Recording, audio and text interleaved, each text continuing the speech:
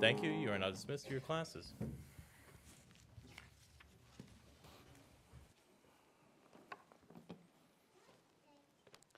Those that are staying in here, if you could turn to Ecclesiastes chapter 11. Ecclesiastes chapter 11 is where we'll find ourselves this evening. We'll be in the closing verses of Ecclesiastes 11. And this is before Solomon is going to make his final statement, where he says, here is the conclusion of the whole matter. And he talks about the brevity of life. And he makes a statement in Ecclesiastes 11 that we'll get to eventually. I guess if I wish I would have got it set up in my own Bible, right? That would have been helpful. Ecclesiastes 11.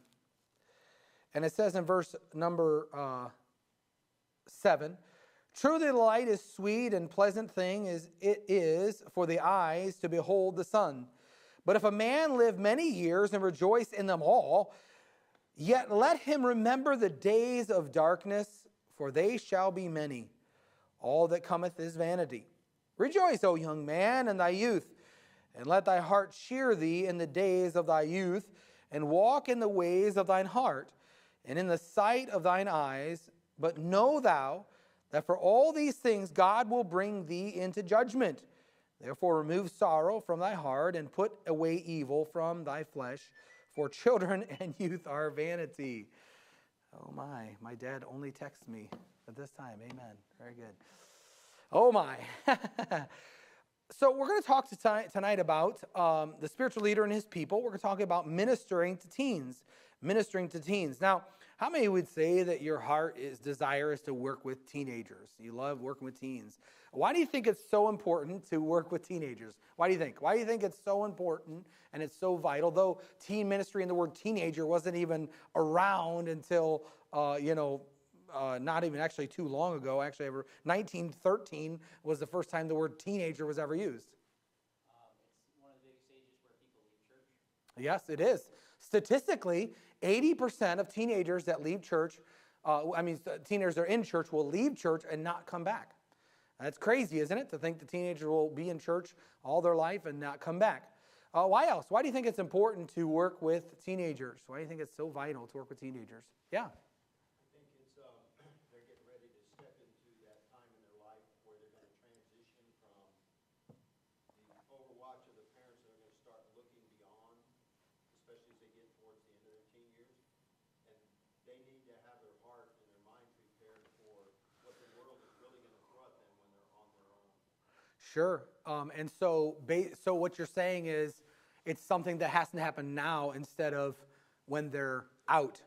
Okay, good. Yeah, because that was my thought. I was like, well, we can't wait till they're grown. We can't wait till they're 18. It has to start when they're, really it needs to start in Genesis kids when they're younger. Yeah. The world is fighting for them, so we should too. Yes, the world is fighting feverishly for the souls of our teenagers, and so we should be fighting hard towards that end. So it's vital that they have a biblical influence in their life. And teenagers are very interesting in the sense that they are not children, but they're not adults either. They want to be adults. However, they also want to be children. They want to have fun and be a child when they can be a child, but they also want to be treated like an adult. So that's a very interesting dynamic. One thing that's true about teenagers is though they are not children, they technically are young adults. Matter of fact, in the Bible, what is adulthood considered really in the Bible? Does anybody know what they would consider? Go ahead. It's between the ages like 13 or 16 years old. Think about when Mary is supposedly to be married to Joseph. She was in the age of possibly 15 years old and married to Joseph. So it's crazy to think. Actually, I just saw something recently where in another country, a 13-year-old girl was betrothed to a 30-year-old man. That bothers me in several different ways, but that's their culture. Yeah. In Japan, they consider a 13-year-old. Okay. So some cultures consider, as he said, 13 years old to be consensual, so in essence, an adult. Now, in the Bible, some childhoods are seen to be ended at 13, which means that at 13, 14 years old, some of these kids were going into the army. Could you imagine that? Could you imagine, let's think about this. Could you imagine, Maddie being in the army, or even Landon? How old is Landon, do you think? 15? Yeah, so he's 15 years old. Could you imagine Landon being in charge of our military? However, if I want you to know something too, by the way, Benedict Arnold ran away from home at 14 years old and joined the military efforts, and he was actually he rose to the ranks really fast, and so he lied about his age, and he was only 14 years old when he went into the army. So adulthood, young teenagers, whatever the case may be, this is when they were going in. And so basically, from a heavenly perspective, it seems that 20 years old was an age of accountability, and yet from an earthly standpoint, it seems as 13 was the age of accountability. Now, isn't that interesting? That at 13 years old, they are becoming accountable. Now, how do you determine when a teenager is becoming an adult? All right? And I said this before when I preached a message similar to this last year, back in March, some have the 18 years old and you're out kind of philosophy. It doesn't matter. Maybe some people consider when they're able to leave the home, that's when they're an adult. However, through broken relationships in the home and things like that, sometimes they find their way back home. There could be the statement that you'll just know it when you see it, when it seems like things click, and I'm sure at times they thought to themselves, I'm not sure how it's going to work out, but that's your home. But what about teen ministry, ministering to teens here? I feel like it's a ministry that many people want to be in, but why do you think are some reasons why people want to be in teen ministry? What do you think?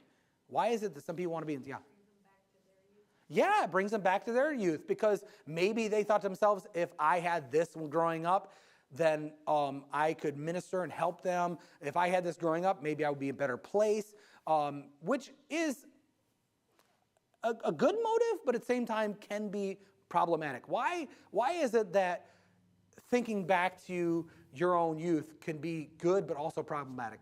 Give me some reasons. Why do you think? Okay, you need to grow up. Yeah, sure. There's times to move on. What else? What do you think is a danger? Go ahead. So you're older, and I'm going to work with teenagers. You have a desire to work with them because it brings you back to your youth. So go ahead. You're not there to be their best friend like you're a teenager. You're also there's a fine line between getting to know them well and then also getting to know us. Sure, yeah. Leader level. Yeah, so you are in a position of leadership, and we'll talk about that in a little bit. That's very good. So you're in a position of leadership. You're not there to be on their level in that sense. You are, but you're not. Let me tell you another danger. Some danger is we feel, and I'll talk about this too as well, but we feel like we need to overshare sometimes with teenagers. Oh, I went through that when I was going to, I'll tell you what, oh man, when I was in you, and we want to share all this bad baggage. That is not a wise thing to do. That is not a good thing to do, to share your baggage and all the things that you've gone through and all that stuff.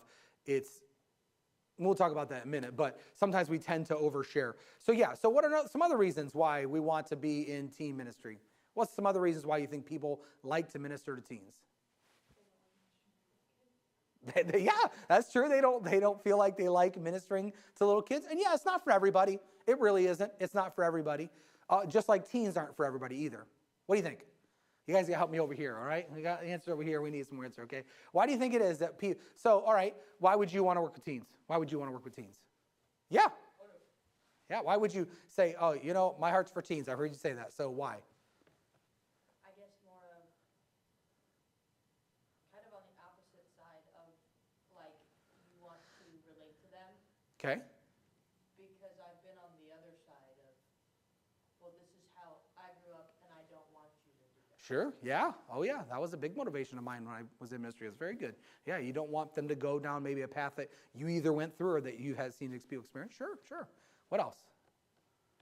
We're pulling them all out tonight. What do you think? Aaron, why would you want to work with teenagers? I think some people think it just be easy. Well, that's wrong. He said he thinks that maybe people think it's easy. It's not easy. It's not easy. Let's be real. Sometimes people look at teen ministry as fun and games. They think we're just out there playing games all the time. And though we do have fun, we do go to camp and they have games and things like that. And so we kind of equate teen ministry with going out and playing games. But let me just tell you something. As a almost 46-year-old man, all-nighters appeal to me like a sore thumb, okay? I'd have no desire to do them anymore, but I will. Matter of fact, if I wasn't traveling in Montana, Sam already asked me if I would drive bus for them. I was like, sorry, dude, I'm already going to be hating myself driving through the middle of the night. So whatever. So anyway, yeah, and if you somebody want to go to that, then whatever, you need to talk to Mia. But anyway, so it's not all fun and games, but that's what people think. They think, oh man, it's going to be such a blast to go into teens. And don't get me wrong, it is fun. When we did our Teen Life Olympics, it was a blast. We had a lot of fun. But we did not give it really any more time than we normally gave to game time. We had a lot amount of time, and then I got my time, all right? What'd they get? It depends how early they came, but we really had scheduled to like 6:20 maybe was games, icebreaker games, 6:20, so 20 minutes. What's that? 7:20, sorry, 7:20 icebreakers, okay? And the only reason we went that long is because we had people that were notoriously late. Yeah, we'll just leave it at that, right? They were notoriously late. Kids would show up a half an hour early Right. to hang out. So what she said is kids would hang out half hour or more earlier just to hang out at Teen Life Room. And by the way, working with teenagers, especially in today's day and age, is not to ever be done alone. Guy or girl, period. Never, ever, ever, ever, ever should be guys and girls be left alone. It doesn't matter. Even if it's a mix of guys and girls, you just shouldn't do it. It just should not happen, not in today's day and age. We'll get that in a minute, okay? So, with that being said, ministering to teenagers, there are reasons why people want to minister to teens, whether it's bringing them back to their youth, or maybe it's bringing them to say, I don't want them to go through this, or you think it's fun and games, whatever. But having a heart for teens is something you should not try to ever manufacture. It's something that God lays upon you because it's that stage of life. And honestly, I kind of concur with what you said in the sense of I did not grow up in a Christian home. I grew up in a good home, but I didn't grow up in a Christian home. And I think to myself, if I can help these young people not go down some of the roads that I went down, but I never got into detail, if that makes sense. I just wanted to I say, this is what the Bible says, let's lead the way. So let's look at a couple things, all right? Number one, let's look at margins for maturity, okay? Margins for maturity. We're trying to build up these teenagers. We're trying to help them grow in the Lord, and we need to give them margins for maturity. Give them opportunities to grow. Give them opportunities to serve God. Give them opportunities to even make mistakes.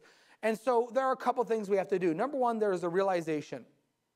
So the realization is that a teen is not an adult. They are not an adult.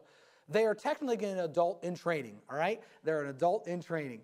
They are getting prepared for adulthood, but they are not an adult yet. So you want to help them gain responsibility, build responsibility, but you don't want to place the adult amount of responsibility on their shoulders, all right?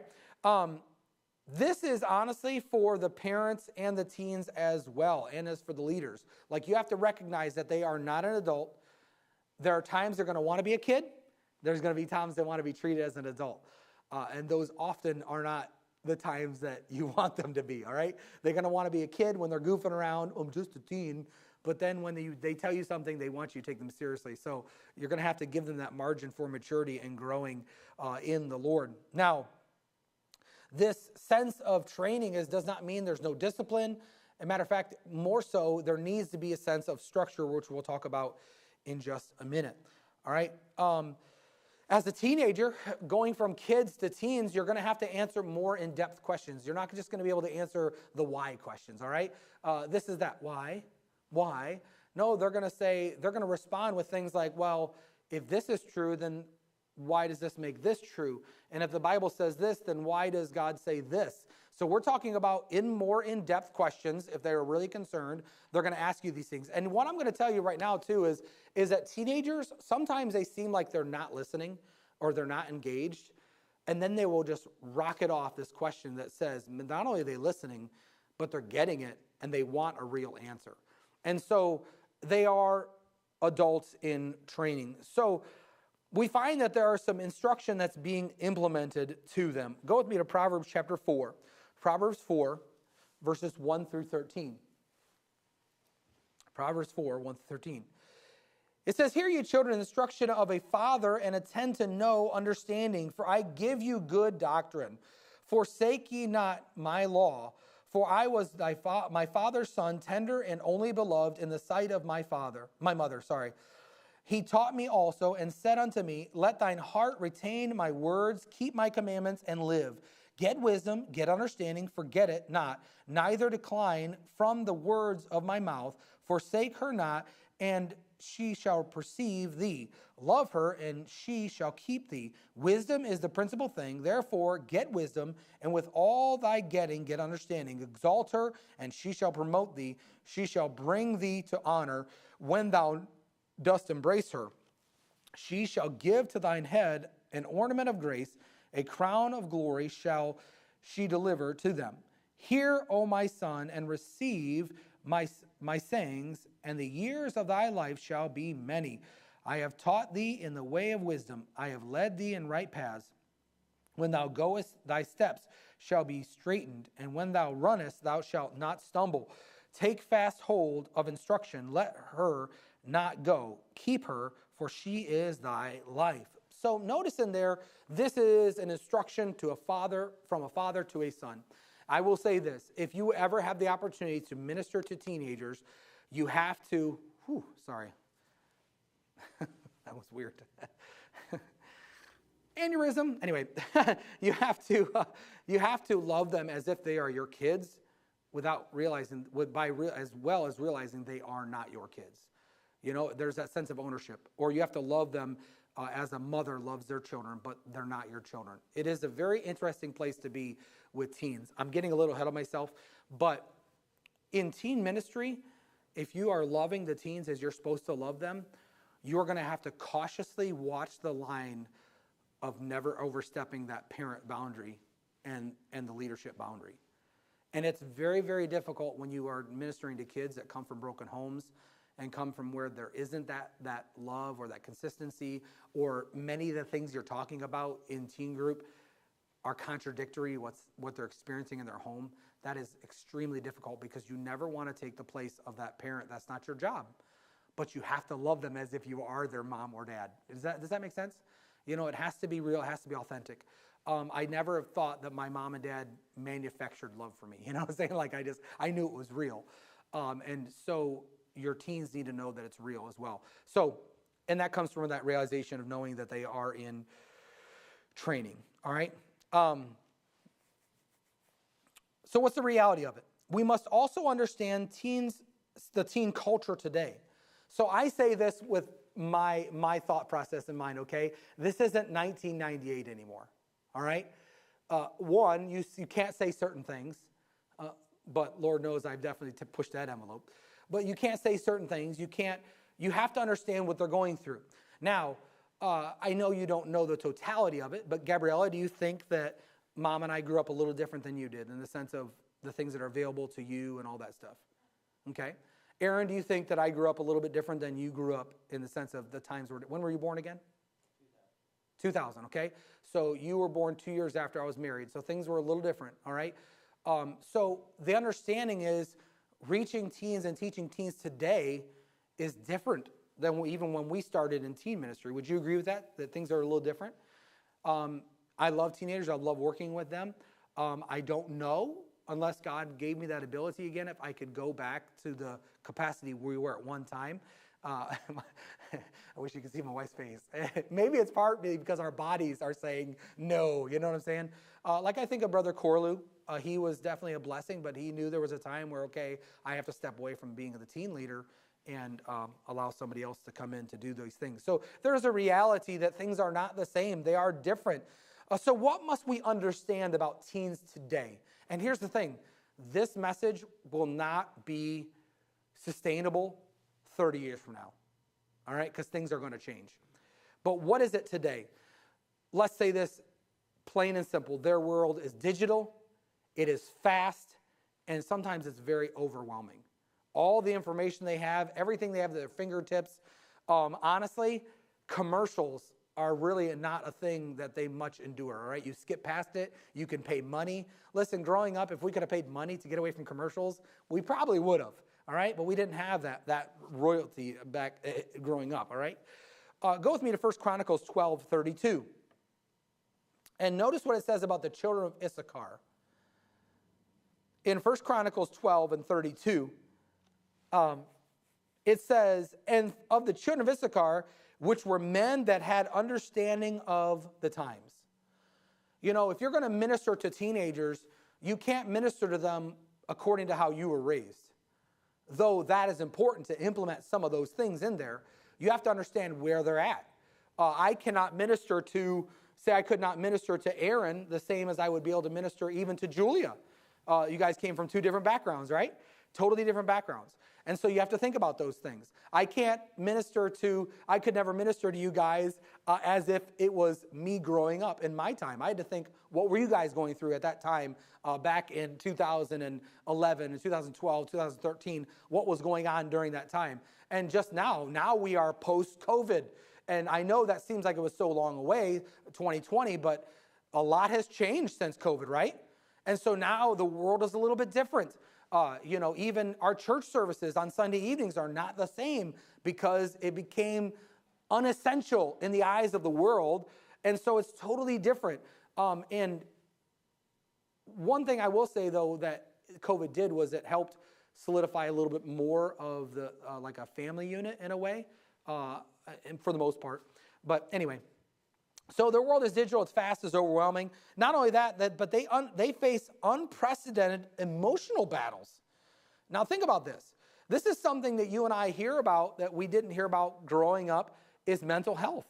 I'm actually seeing guys that I know and respect that are preaching messages on mental health because our teenagers are just bombarded with all these emotional feats, like they have these high expectations. How do I know that? You go on Facebook. Listen, what was the best advice that was given to Wreck-It Ralph? Don't read the comments, right? But we have the comments, all right? You and I sit there and laugh at everybody else's comments when people do it. But when it comes to you and people say stuff, it's damaging. It's tough sometimes. Whoever said that, sticks and stones will break my bones, but words will never hurt me, was a liar. Maybe at one time it was because you didn't have the words everywhere you looked. Every time you open up your phone, there's a text message or even the fact of, I sent you a message, I know you have your phone on, why aren't you writing me back? Like that stuff messes with you. Why didn't my friend like my post? Why did this person unfriend me? Why is it that I see, and here's the other thing too. You remember growing up and you had no idea where your friends are at. Now you know where they're at all times. What? Why did they go to the zoo? Why didn't they ask me to go? What? You see what I'm saying? Like all this pressure is on our teens nowadays. And then they notice that so-and-so has got these shoes and those shoes. And before that was prevalent, but now it's like everywhere, You and I grew up locally, right? What do I mean by that? It means like if it wasn't your town, maybe your state, then it didn't care. Kids growing up now, teens growing up now, they live globally. They know what's going on all around the world. They know what fashion is like in China and Japan. They know they have TikTokers they watch from other countries. They live their life globally. You and I, or most of us growing up, we lived it locally. Like internet was a thing when I was in high school, but it was not a thing, if that makes sense. Like it was something cool, you got on there and, Ask Jeeves and stuff like that. That was a big thing. Do you guys ever remember Ask Jeeves? Yeah. Did you ever get into that? Gary was not in that. He was into cool stuff like planes and all that kind of stuff. Men stuff. Grit. What's that? Yeah.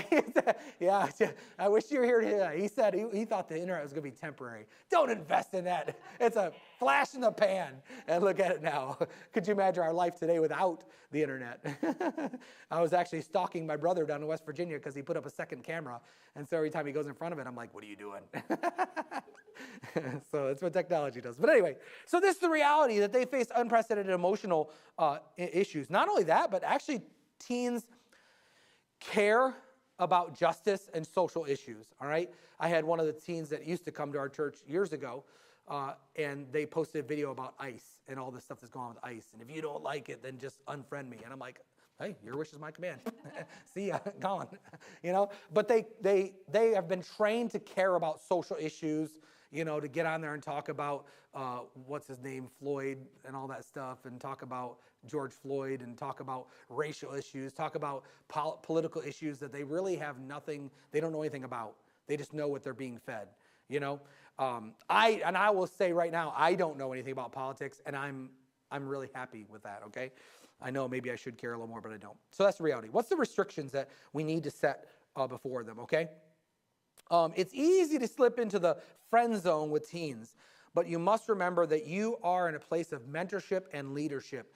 You are not there to be their friend. You are not there to be their buddy, though that will come with a relationship being developed. But there's always that sense of, this is my youth leader, this is my youth leader's wife, whatever the case is.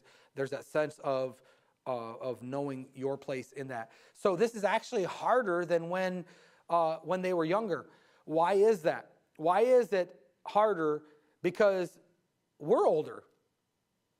They know more about reasoning and arguing, and they have this sense of like, I know what I'm thinking, I know what I'm saying. They can actually form an argument with you, and so it's like they are almost getting on your same level. However, one thing they are persistent. But let me just say this, do not let that be a acceptable behavior, arguing and things of that nature. Always make sure you have control of what's going on. You must guard that authority that you have. Teens still need boundaries, all right? They need boundaries. I think we gave an illustration here before about a soccer field. The soccer field has a fence around it. The fence is not to confine the players, it's actually to protect the players. How many of you remember years ago on Route 20, right there going in between Bellevue and Clyde, that young boy was killed by a semi because a ball was kicked out on the highway and he ran after it. And so they put a fence up there, and the fence was not to confine the kids, but it was actually to protect the kids from something like that happening again. And that's a sad tragedy, but had the fence been there, they would have that protection and freedom to be able to play without worrying about running into traffic or things like that. And so boundaries are really there to protect our young people. So what are some restrictions that we should watch for in their life, even as a youth leader? Friend restrictions. All right, as a youth leader, I am constantly watching who is hanging out with who, who's talking to who, why are they talking to them, all right?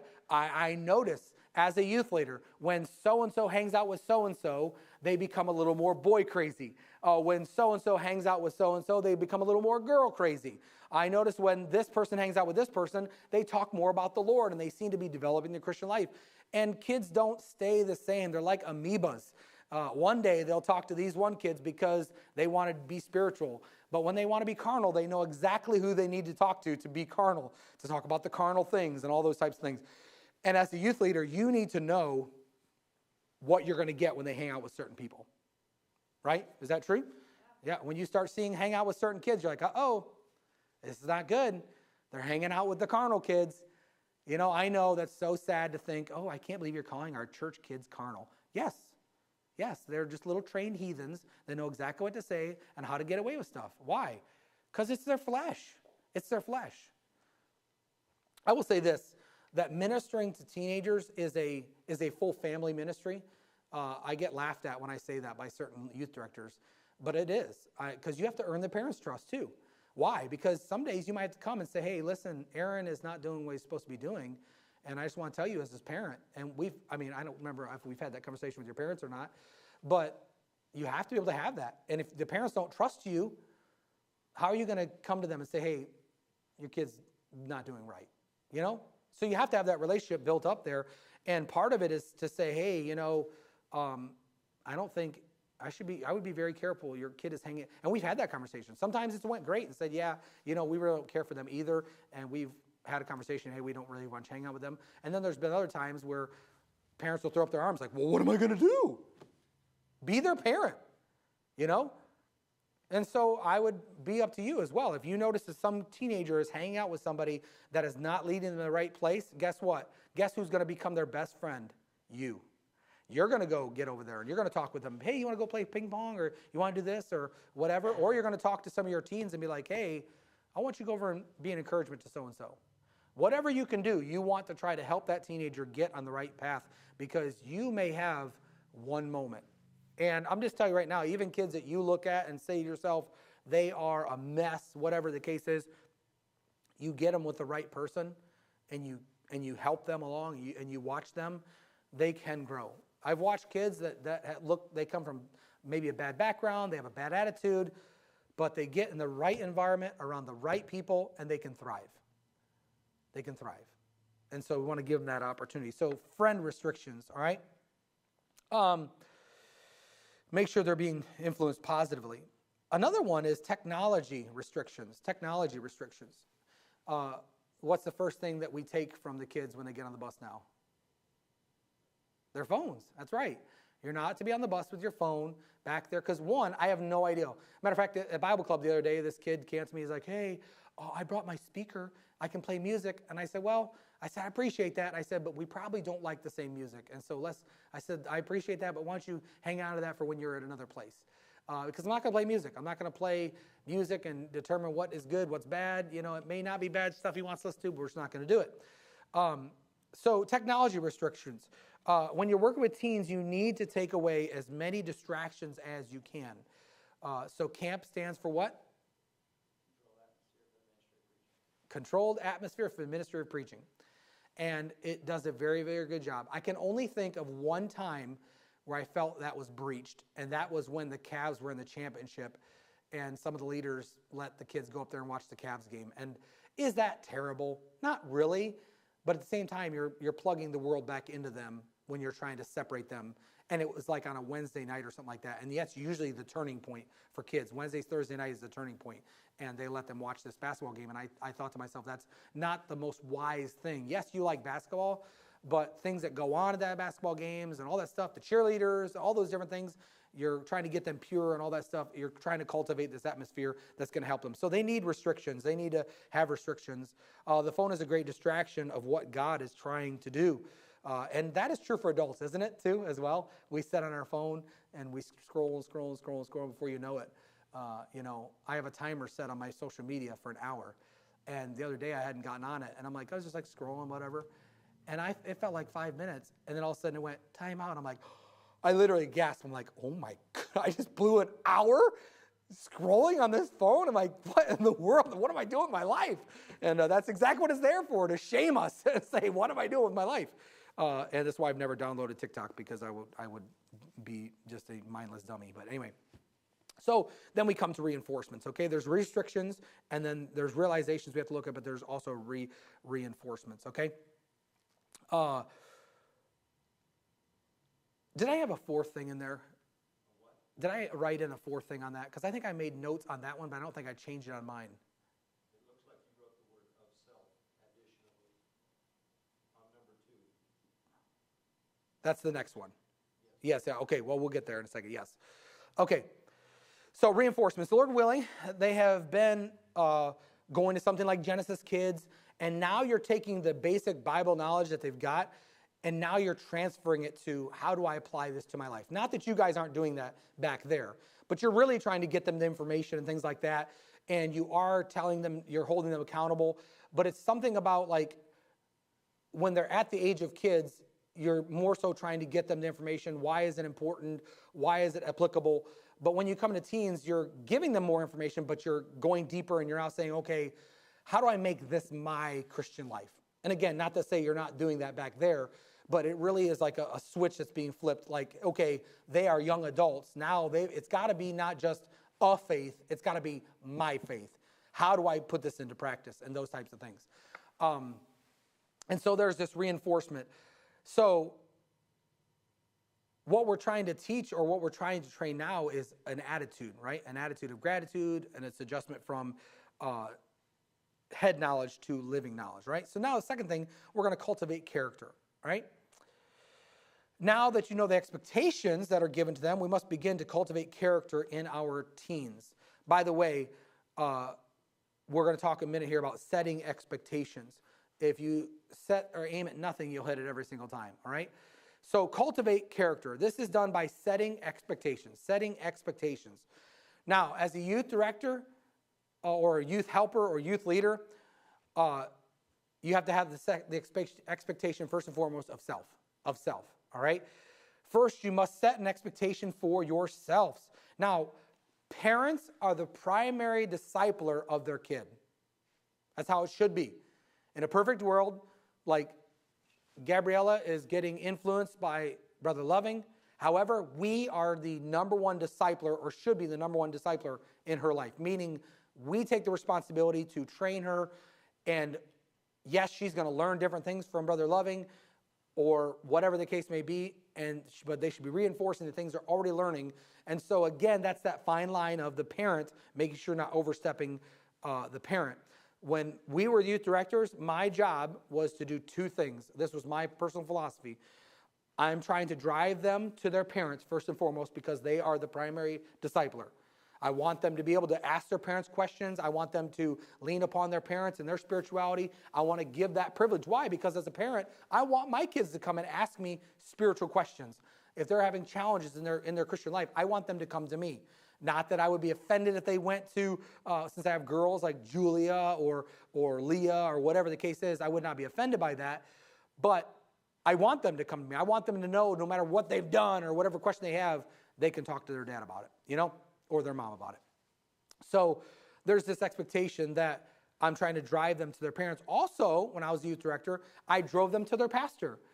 And I don't know if you remember me saying this when we were in youth group, but I would say the only reason I'm here is because your pastor loves you so much, he can't do both things at the same time. And so I'm only here because he loves you. Why is that? Because God called him to be the pastor of the church, not me. And so eventually I'm training them already to say, this is your pastor, because when you are out of teen group, you're going to stay here and you're going to be under his leadership.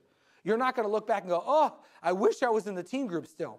No, you're preparing them from the moment they step into the teen group to leave the teen group. And one ways you can do that, which I'm getting way ahead of myself, is get them involved in the church soon. Means if you're going on visits, guess what? You have your teens go with you. If you're working in the sound room, guess what? You bring your teens in the sound room with you. If you have cleaning duties at the church, you and your wife, bring them with you. Have them help you out. Hey, we got to clean the church this weekend. Would you mind giving us a hand this week? Or there were times we brought the teens to our house and said, hey, we're going to be doing stuff. We're going to make stuff. We're going to make we're going to be doing some woodworking, or we're going to plant a garden, or whatever the case is. Sometimes girls like to come babysit the babies or whatever. Just get them involved in your life in every aspect that you can. Get them plugged in to the church before they are required to be in the church, if you will. So not only set expectation of self, but also of priorities. We're trying to train them of priorities they ought to have in their life. We're trying to cultivate character in their life. And it begins with your example, but then it goes on to trying to cultivate priorities in their life. What is important for them? And they're going to learn a lot of that by how you lead, what you emphasize on, and all those types of things. Now, don't get me wrong. Again, they're being discipled at home, and parents have things they value. And sometimes those things will not be the same of your philosophy. This is why you need to know the family and minister to the family as well. Our teens must learn to prioritize their lives. Go with me to Matthew chapter 6, verse 33. Matthew chapter 6 and verse 33. Boy, you're fast. But seek ye first the kingdom of God and his righteousness, and all these things shall be added unto you.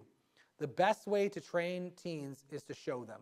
Let them see in your life that you seek the kingdom of God first. You seek the things of God first. You live a godly life and show them, teach them by showing them. Showing them that if you are, a good example, you are working a secular job, you are not full-time, but you have prioritized that you're going to be here at services and we have special meetings. If you're able to be here, you're going to be here. Not only are you going to, listen, I know I'm talking to the choir in this one, but if you're going to be here too, be on time. And what is being on time? 15 minutes early is being on time. If that clock up here says less than 15 minutes, you are late. You are late. You're not prepared. The bus gets here sometimes 15 minutes till. And if it has teenagers on it that you're supposed to be ministering to, how are you going to minister to them if you're not even here first? How are they going to be able to go over to the Sunday school class if you're not here first? You need to be prepared and be ready. Don't get me wrong, things happen. Alternators go bad, kids puke on you, whatever the case is, things happen. Sometimes you oversleep. This is why you plan ahead. Of course, if it's Wednesday night, then you're probably not going to oversleep unless you work third shift. But so teach them about priority. This means you will need to hold them accountable, which means you're also going to need to hold their parents accountable too. And that is definitely a fine line to walk. But if you've got that relationship, you'll be able to do that. It's saying, seek the kingdom first. They also need to know that they are a priority as well in your life. This means not slapping together a game, not slapping together a message, not winging it. Now, don't get me wrong, we made things work out sometimes, but for the most part, there were hours spent. I know for a fact my wife spent tons of times on the games, printing stuff out and getting things ready. Did it feel like that? Did it feel like preparation was put into the games and stuff that we did? I mean, there were some games that was like, whatever. We've done it before, like Death Ball is my favorite. I love that game. Remember that one with the noodles and stuff? That was a great game. And then there were other ones that were fun, like Find Your Match. We do peanut butter and jelly, Barbie and Ken, macaroni and cheese, and you have to find each other, stuff like that. We did the Teen Life Olympics. That took a lot of preparation and time for games. And so it's not just show up and let's see what happens. It's a lot of work, and they know if you put a lot of work into it. It's time in the messages. Sometimes my best messages were literally on a napkin. It says it was crazy, but it was just a thought that got in work. And I'm driving all over the place for Lake Erie Construction, and I'm just thinking about this message. I'm preaching this message in my head. Sometimes I'm preaching out loud, and I'm getting ready. So by the time I get there, it's like I just write it on a piece of paper to keep myself on track. And it was about why? Because I'm constantly thinking about the teenagers all the time. Let me tell you, teens are my people. They still are, but now it's different, I guess, in a way. But teens were my people. I could not wait to get here, and there'd be tons of adults here, even young couples, and we found ourselves gravitating towards the teenagers. Why? Because they were our people. We loved being around them. We wanted to be in their life. I wanted them to be in our life. And you can tell when they are your people or not. And they can tell, too, by the way. This means going to funerals sometimes. Some people don't like funerals. I mean, I don't particularly like them either. But you're going to funerals of relatives. You're going to sporting events. I will say this, though, just as like a precautionary measure. We've had it before where some of our teens were a part of the swim team. And we just did not go to those, obviously, for obvious reasons. I'm not going to watch teen girls swimming. Volleyball, we did not go to volleyball because of the uniforms they wore. So there were just certain things we didn't do. But everything else we went to. We went to, plays when they did musicals and stuff like that. We did, and it was crazy because they knew we loved them. But I was blown away all the time when they saw you show up. And they're like, "What? You're here?" And I'm like, well, why wouldn't I be here? This is something that means a lot to you. Why would I not be there?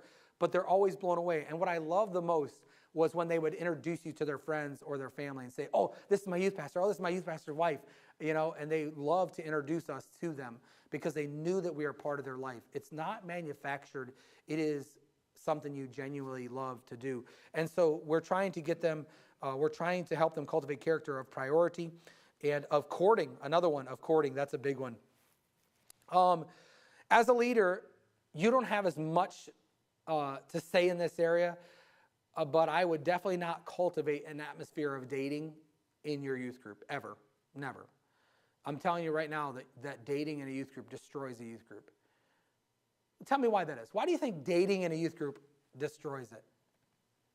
Go ahead. Because they're going to break up, and then they can't see each other, and then it causes division.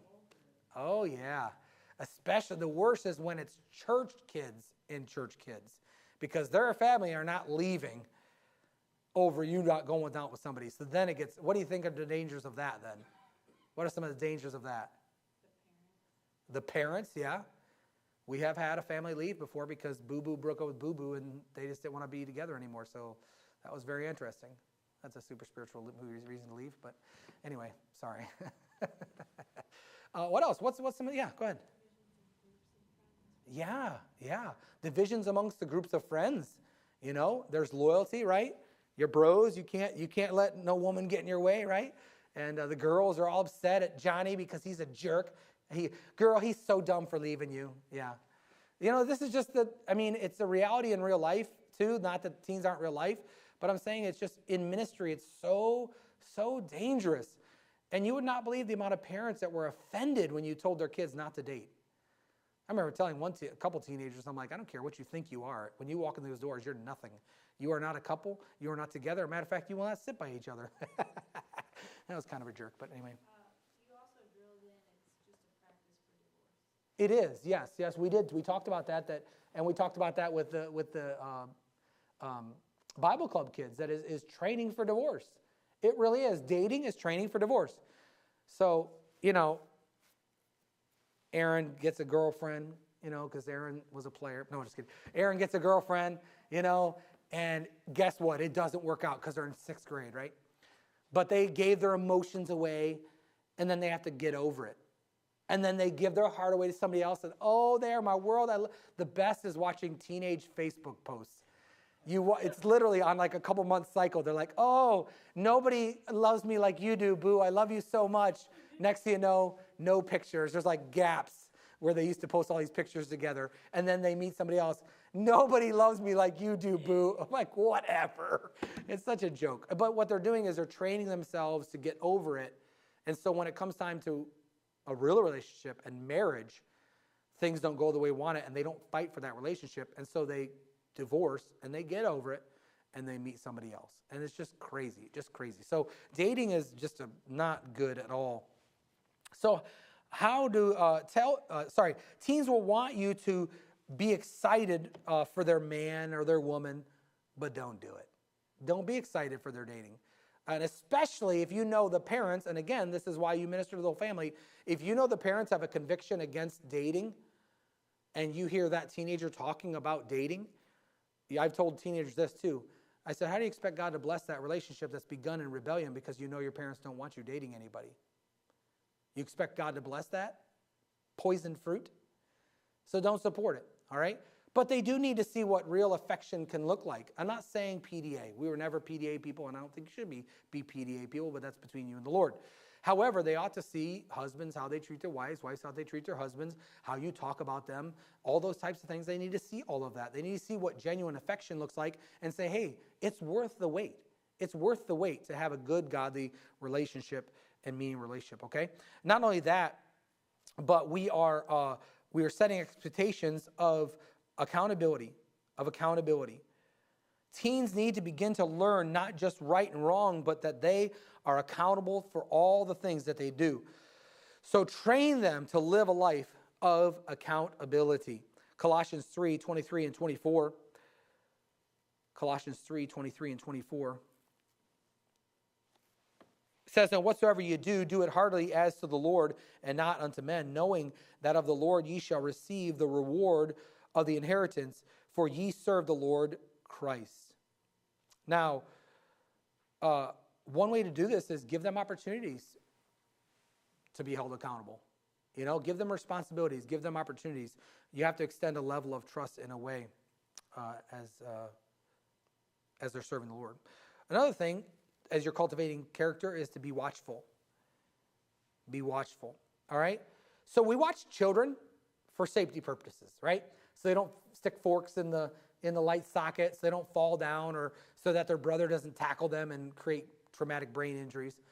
But you watch teenagers for several different reasons. Pastor Sexton's always said, always inspect what you expect.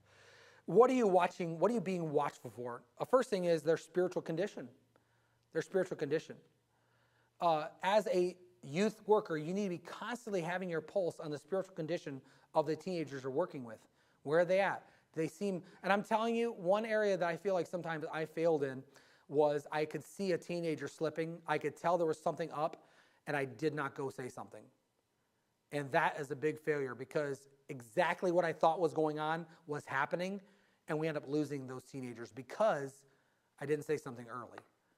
And had it been said something early, maybe something could have been stopped or done about it. instead it be cultivated into something worse. Yeah. And there has been times where we said stuff and the parents were upset with us, but then it's not on us anymore. Sure, yes, yeah. So she said that there are times we've said things to the parents, they didn't receive it, but then it's no longer on us. You're correct.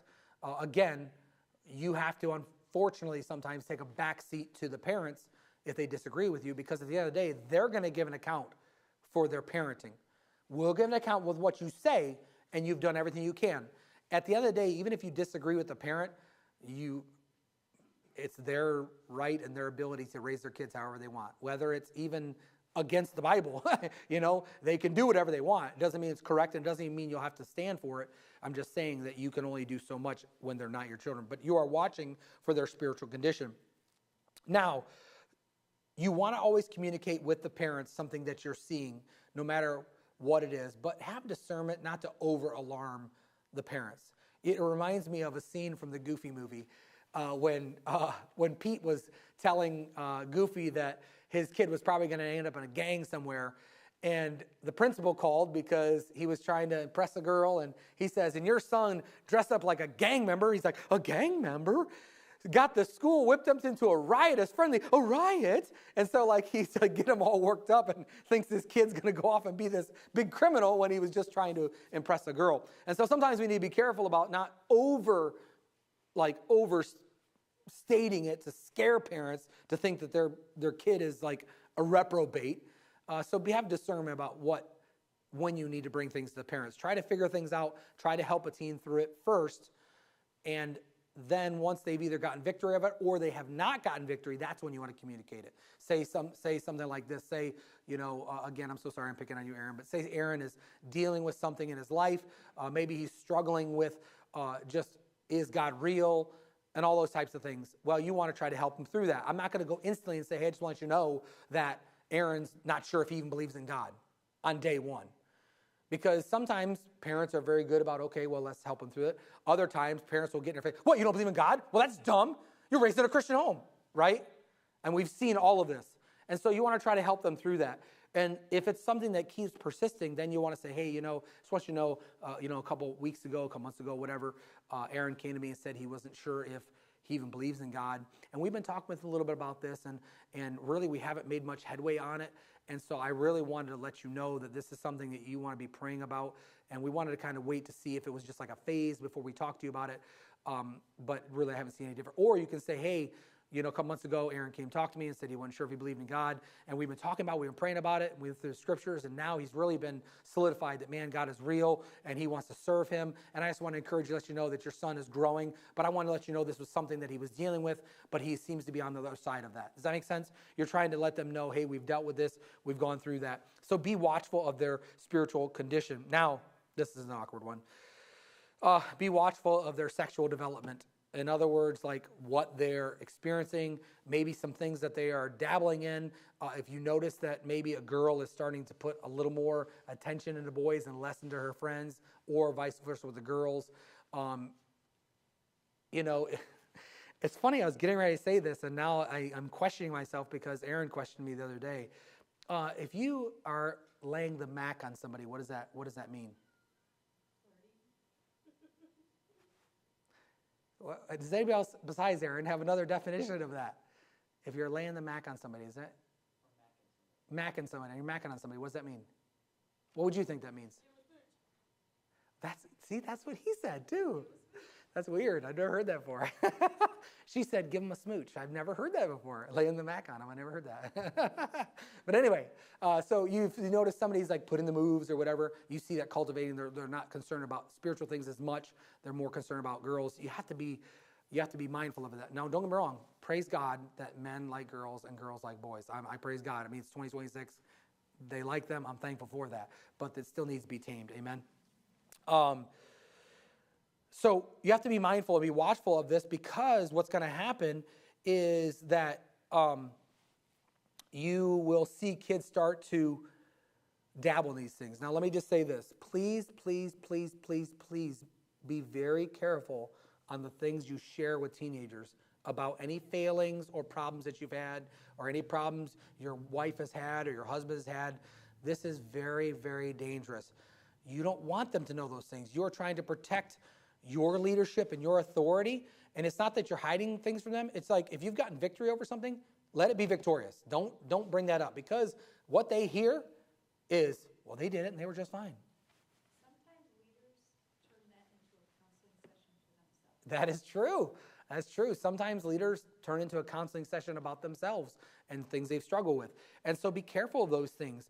Use biblical examples. Use what the Bible says. Use people, because the Bible is very detailed on how people fail. You want to talk about some messed up situations? Take them to Lot and his daughters. That'll tell you about some sexual failings. Take them to with Tamar and who was the king? Why am I having a problem with the king? Oh, my. Oh, goodness. Who was the king that and went and got her, and then he thought she was a harlot, Tamar, and then she gave the bracelet to him. What's that? Judah? Oh, yeah, you're right. Okay, yeah. So, right? Oh, it was, okay, that was in, okay, you're right. Okay, yeah. So, yes, Judah. Sorry. When I thought bracelet and signet and staff, that's what made me think of it. But anyway, give them those examples. Don't give them yours. By the way, teens, if you're in teen ministry long enough, you're going to have a teenager fail in this area. A teen girl is going to get pregnant, or a teen guy is going to get a girl pregnant. And so you have to navigate through that as well. So what are some ways that you're going to have to navigate through that? What do you think? And I can hear they're done, and I still have a whole other point to go yet. Quickly, what do you think? Don't affirm it. That's 100% correct. Do you think, what are the two ways that parents can respond to it? You're out of my house. Okay, you're out of my house. All right, I'm sorry. To the youth leader. How could they respond to youth leader? Two ways they can respond to youth leader. How do you think? Don't judge me. That's one, yeah. This is your fault. Yeah. That's true. That's true. No, I know what you're saying. That's it. You hit really close to home. That was good. Anyway, so yes, 100%. Or they could be like, hey, Pastor, what do we do? They're either going to receive you or reject you. One of the two, okay? So those are two different things through that. Not only that, but how to handle conflict resolution is another thing that you need to be watchful of. How they get along with other people, how can they handle people they don't like, things like that. Listen, you're training them to be an adult, right? Is people that out in the workforce, have you gotten along with absolutely every single person you've worked with? No, you haven't. There were some people that you really didn't like, so you're training them for conflict resolution. Lastly, faith-filled fuel. Faith-filled fuel. Solomon says, but know thou that for all these things God will bring thee unto judgment. All right? So what are you doing? In other words, we're teaching them that life is real. They're going to give an account. So we need to train them with faith-filled fuel. Fuel to serve the Lord, all right? Fuel to serve the Lord. You are training teenagers, to serve God with their life. Whether they grow up to be in ministry, they grow up to be a housewife or a pastor's wife or a missionary's wife or a missionary or an evangelist or just a solid person in the church, you're training them to serve and giving them fuel to serve the Lord. If we teach our teens that serving the Lord is the greatest thing to do, then we need to get them plugged in as soon as possible. As soon as possible. And we kind of already said that as well. This also means that there's a whole nother level of accountability. Teenagers that show up to youth group, guess what? They can show up late if they want. But if you're training them to be accountable and they are maybe somebody you notice as leadership, then you say, listen, if you're going to be a leadership, you need to be here 15 minutes early. Well, I don't know if my mom, well then listen, we got a bus, we can come pick you up. We can figure it out. You need to do everything you can as a youth director or youth leader to make things happen. In other words, if they need a ride, you find out how to get them there, whether it's you or somebody else, all right?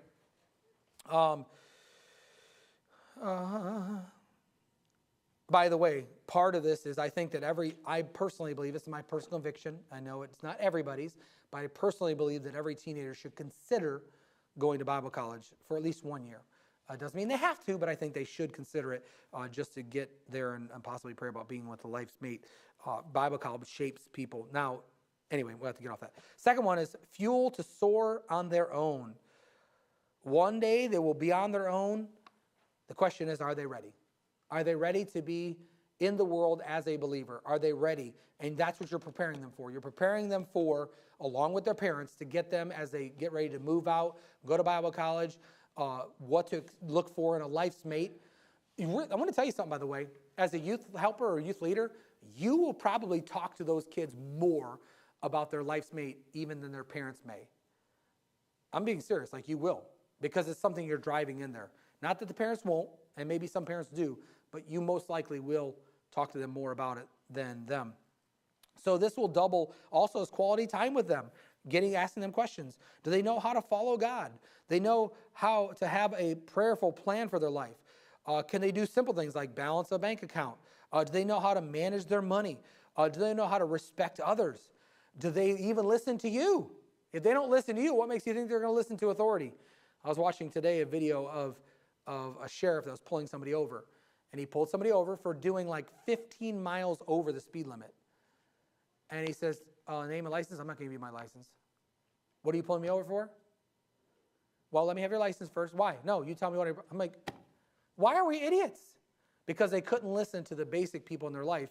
And what makes you think they're going to listen to the people later on in life? All right, I have to quit. This is a hot button for me. I could keep going about this one. But anyway, teenagers. So that is ministering to teenagers. So next week, we'll talk about ministering to adults.